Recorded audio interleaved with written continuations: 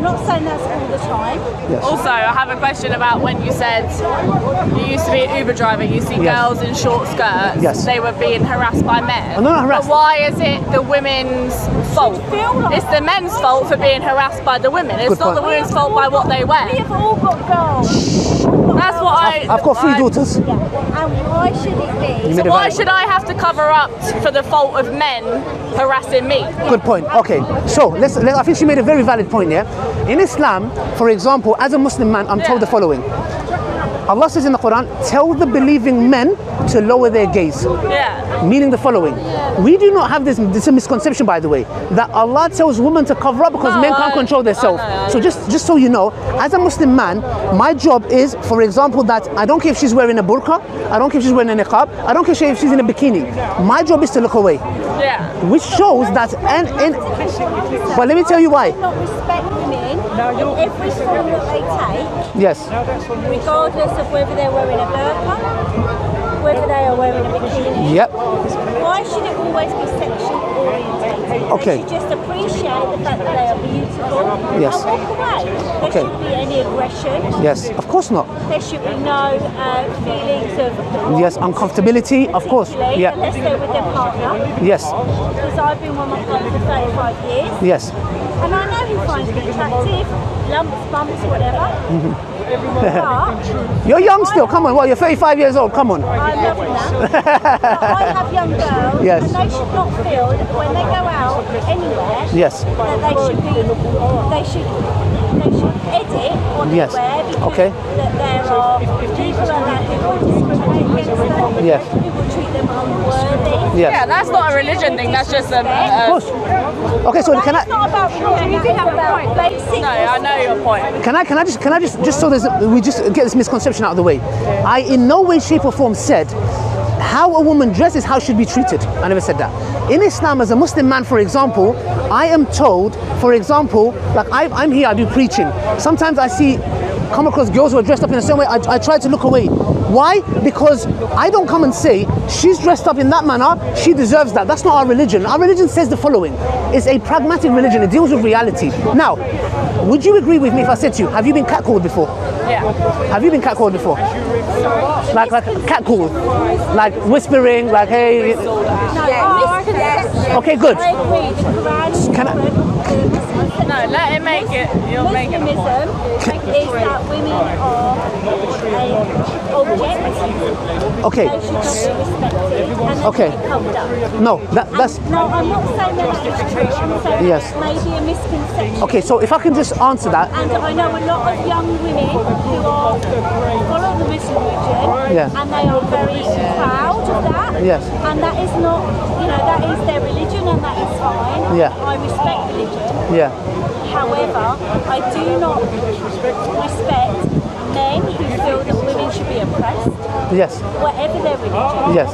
So But I do feel that the Muslim religion is targeted because of ISIS, because of the Taliban. of course we have But bad. they are extremists, so I get that. There's extreme in all faiths. We have the KKK.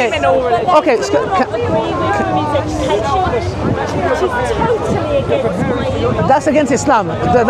Many of the wives of the Prophet were educated. I just want to touch upon something. When I talked about being catcalled, now in the workplace, do you know before a man can interact by touching the shoulder of a woman or the knee? Do you know there are now protocols in the workplace that the door has to be open, and myself, for example, I'm not allowed to shake a woman's hand. Yeah. Neither is a woman. You know why? Let me tell you why not, sister. Because to us, what Islam does is it gives a solution to the problem. It says prevention is better than cure. How many women with the Me Too movement was complaining of men touching them in the once? Can I just? But in their religion, it's a respect. Yeah. So if I just make this point, the point I'm trying to make is the following: prevention is better than cure. The Me Too movement would have never happened if we had a protocol where no man in any form should be touching a woman. Yeah. So we say the following: in Islam, I will teach my sons, no matter how a woman is dressed up, you do not look at her in a sexual objectified manner. Now, Islam also deals with the real issue, which is what? Are men attracted to the opposite gender? Yes, they are. That's the reason when I talked about catcalling, 95% of women in this country in one way, shape or form have been sexually harassed. So we say that Islam says the following. Islam wants it to be that it shouldn't be like that, but it deals with the reality. There are evil men out there who have evil agendas. Now you have a right and say, well, why is that my problem? You're right. You know that woman who got killed in South London by the police officer, yeah? Islam says, by the way, in an Islamic country, that cop will be hanged. He'll be hanged, he'll get the capital punishment. So in Islam, we hold women in high regard. When I met my wife, we don't do sex before marriage. I had to speak to her father. Now, in today's time, I've been a lad before. I used to go clubbing, partying before Islam. When my friends would, or some of my friends would go with a girl, yeah, you get in there, and he would come and I felt that so degrading to a woman, that a man is there with the wrong intentions, gets what he wants and leaves. Islam says no, a woman is delicate, she has a soul, she has more to offer than her she's not a sexual object. So they are delicate, come on. My wife is very delicate. Oh, my wife is very delicate. Women are also very strong. Oh, of course. I believe you guys are mentally stronger, we are physically stronger. Delicate. We are way stronger than men. Psychologically, yes, but not physically. But I feel like this is a feminist argument rather than a religious. Exactly, yeah. Absolutely a So Yeah. we might not get to the point. Exactly. But It's a feminist thing. yeah, rather than a religious exactly. thing. So what we say is we don't treat unequal things equally. No, I know. So to me, sister, when I met my wife, I had to speak to her dad. Yeah. Yes, do you know why? Because a man knows a man. And you, are you married? Boyfriend?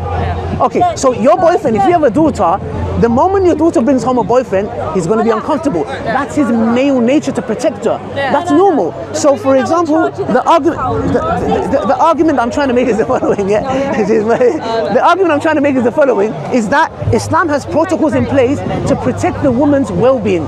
Because there are many women who go into a relationship, get used, and they can't trust anymore. They have no security. So Islam says, number one, if you're serious about a woman, you speak to her father. You give her a dowry. Do you know what a dowry is? Yeah. Okay, so for example, when I married my wife, she told me I have to buy her some gold, some money, but she gave me a payment installment that I have to pay her, yeah?